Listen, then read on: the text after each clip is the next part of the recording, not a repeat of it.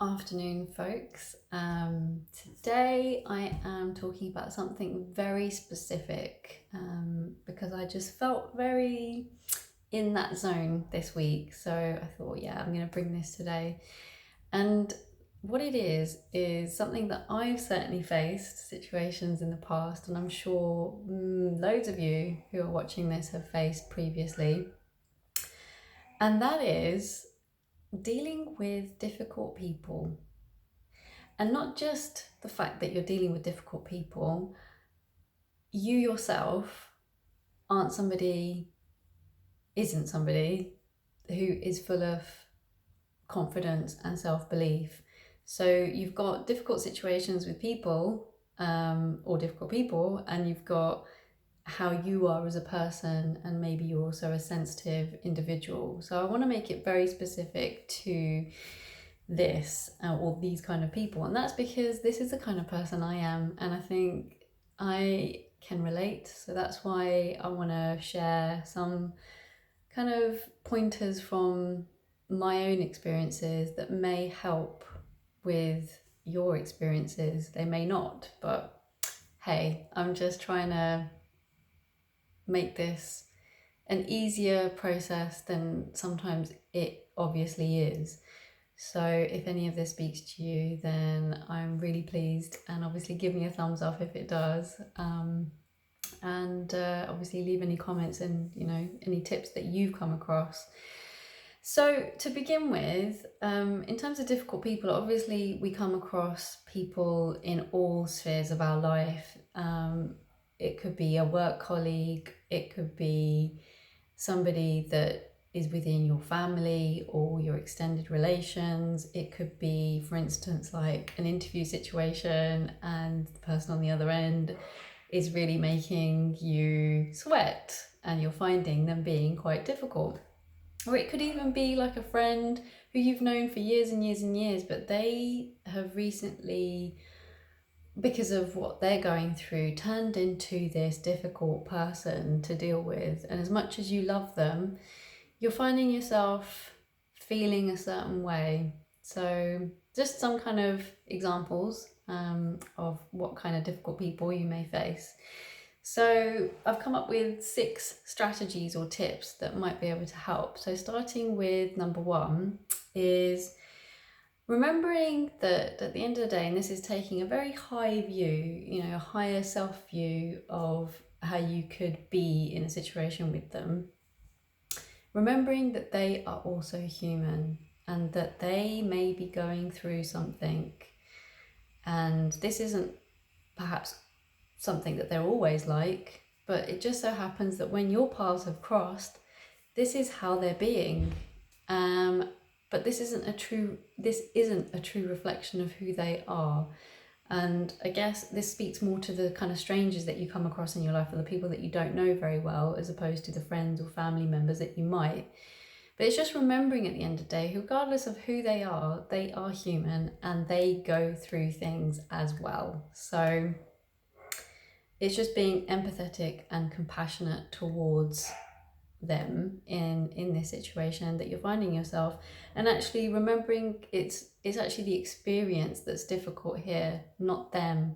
So depersonalizing it's not to do with you, they're not being difficult with you, it's just it is where they're finding themselves, and therefore the situation is becoming difficult.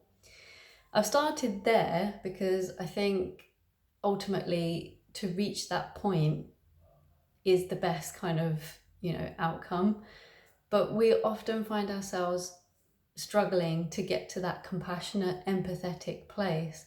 So my remainder points are kind of more to do with, I can't quite get there, so now what? Like, it's hard to take that high self view. So how can I deal with this situation, Jaspreet? Please give me some more tips. So I think the other thing I would say is it's easy to become quite self-consumed when you're dealing with somebody, especially when it's on an ongoing basis. So imagine it's somebody that you work with, and being someone that lacks confidence, you find it hard to speak up and actually voice how you're feeling about this in the workplace. I think it's important to remember that this is only one aspect of your life. Your life has so many, various elements to it, and it can often feel, when these situations arise, these negative kind of situations arise, or at least you think that they're very negative, you can become so consumed in them, like just wrapped up in what's going on, a bit like a kind of hurricane, and it's just whizzing around, and that you can't see beyond that. I think it's important to remember that this is literally just one aspect of your life that's going on. And I don't want to underplay this. Sometimes that one aspect can be something that is really taking over your life, because it's, something on a very serious level. And if it is, that's terrible. And you need to get help in that situation. And I kind of carry on into that in some other points. However, I think regardless of how, on a scale of 0 to 10, where 0 is it's not that serious and 10 is very serious, doesn't matter where you are on that scale, always remember that there's more to you and more to your life than this situation. And I think sometimes, for me at least, what's helped is just going out for a walk, for example, just getting a breath of fresh air. And as I've said in my vlogs before, getting in touch with nature can help. That mindfulness, like just, being more present in the moment, or, finding things that you enjoy doing that will help kind of take it's not necessarily a distraction, because that's still going on for you, but it's reminding you that there is more to your life than what is going on with that particular situation. That's my beautiful dog in the background, if you if you can hear that.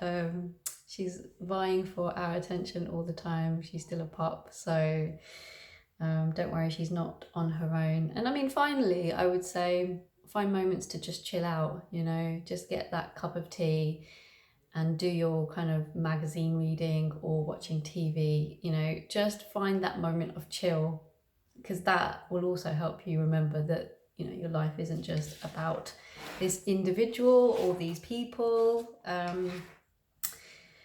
Thirdly, so that was my second point.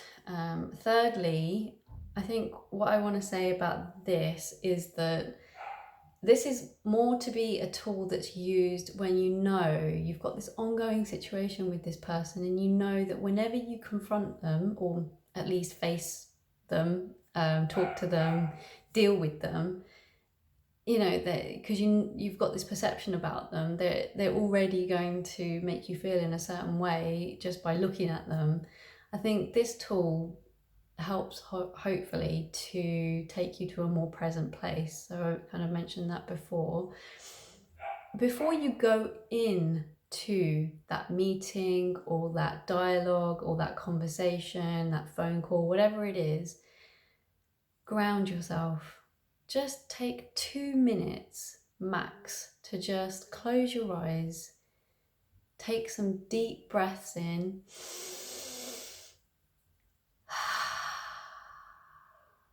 notice where your feet are, touching the ground, touching the carpet. Notice if you're sitting on a chair that you've got support available. It's an element of the support that's available around you, but it's also like a metaphor that you have support available to you all the time, even when it doesn't feel like you do, but you are a supported person in life. So have that belief and that, trust that you're being carried through this. It is going to be okay. And just allow yourself to gradually come back to your moment that you're finding yourself in, and start from that point. In fact, I think it was it last week? No, a couple of weeks ago, I did a vlog on this kind of practice that I'm talking about. So if you would like to see a longer version of that, and obviously you can adopt a shorter version, go and check out my vlog from a couple of weeks ago. A polite awakening to mindfulness, I think that's what I called it. So go and check that out. And I think in terms of the next point, my fourth point is doing self-reflection. And I think it's so important in these, particularly again, the ongoing situations that you find yourself with somebody, that you can grow from this, you can develop, you can learn each of these things that happen in our life, each of these interactions where you feel like that person's rubbing you up the wrong way. There is a learning to be had. I know it's so hard to feel it and see it when it's happening. I completely understand on that level, but there is a learning to be had. And I've actually put some kind of questions together that might help with your self-reflection. So you could, journal, or, literally just write on a bit of paper, what pattern is emerging here that I've come across before when I find myself here? Is it something that they've done that's triggered you, that's been a trigger for you in the past? Is it that just, like the kind of personality type they are and how they come across, is that the trigger? Because again, it's that depersonalization. It's not about them. It's about that type of individual, and it's the way that they say things and the way that they do things that just doesn't chime with you. And it's absolutely fine. Look, we're not here, this isn't about being friends with everybody in the world, but it's just learning what your coping techniques can be when you come across somebody like this. So that was one of the questions. What will help me get through this situation? So that's kind of going back to an earlier point that I made. What's gonna kind of help you see it through? And that could be going for that walk or doing that mindful meditation 2 minutes before. But what else? What else could really help you in this situation? Is it just depersonalizing, or is it something else?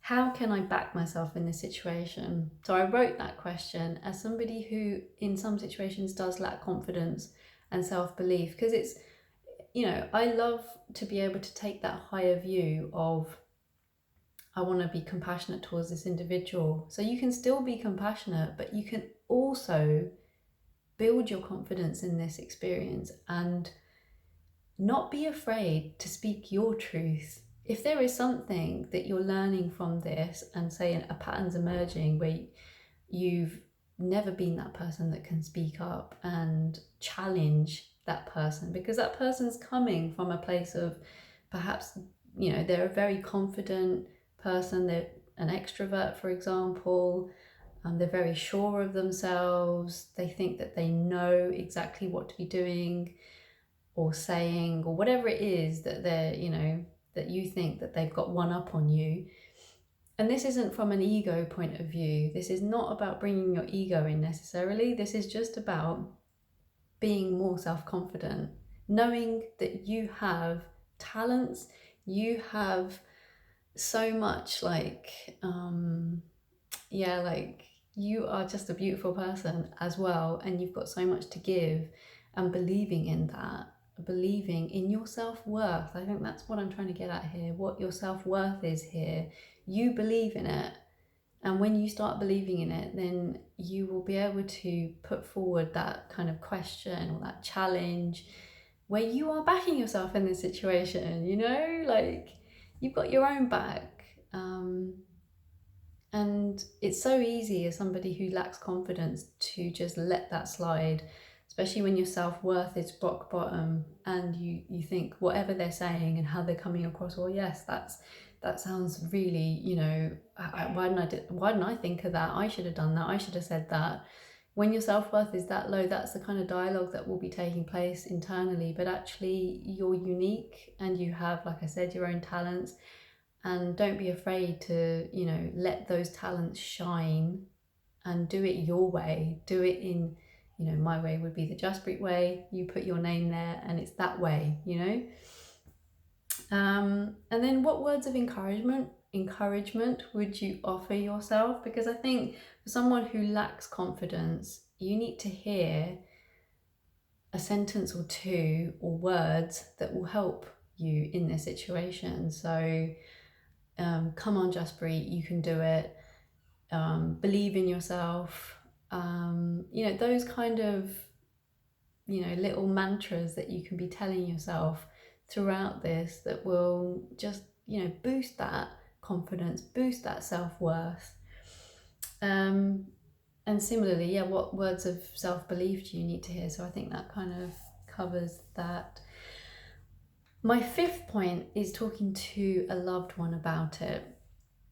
And I think this is something that perhaps you do after your own self-reflection, ideally, but sometimes we can't always help it, and we do feel like we need to let off steam with someone that knows us really well. I think it is important to pick and choose who you speak to about these situations. You want to speak to somebody who knows you pretty well, who knows about your lacking of self-confidence and self-belief, who will know how to frame something so that they gently maybe challenge you on your perspective on the situation, but also they are going to be your cheerleader 100%. They've got your back. Even if they're challenging you, they are still your number one supporter, and they're always going to be there. So say if this is to do with a job interview and you just hated the way the whole process made you feel, they're going to be saying, don't worry, honey, you don't need to go through with this if, it doesn't feel good. So just remove yourself from the situation. You don't need to do this. So this, person needs to be a bit of both, but they also ideally need to understand you pretty well to be able to support you like that. I think finally, my sixth point came out of a conversation that I had with my husband recently. And I'm so glad I did, because it's kind of brought to light something that I don't think I do enough of. And I think that this is a tool that we all could do with more of. And it's basically finding an outlet, just finding a way in which you can, from a bodily perspective, let it out of your system. Like when you see, for instance, my little pup, she has a play, she might have, you can hear in the background a bit of a, woof woof, I'm not happy, you're not doing what I want you to do. And then she might get a little bit of a telling off. And then what do you see a dog do? They shake it off. They literally shake off that whole incident, and they move on. They move on to the next thing. And I think this is something that we're actually missing from a societal point of view. We've become so accustomed to behaving normally that doing things like this seem weird and unacceptable. At least I think that's what my view is. If I were to do this in public, if I were to just shake it off, what would people think of me, So this is something that I think we've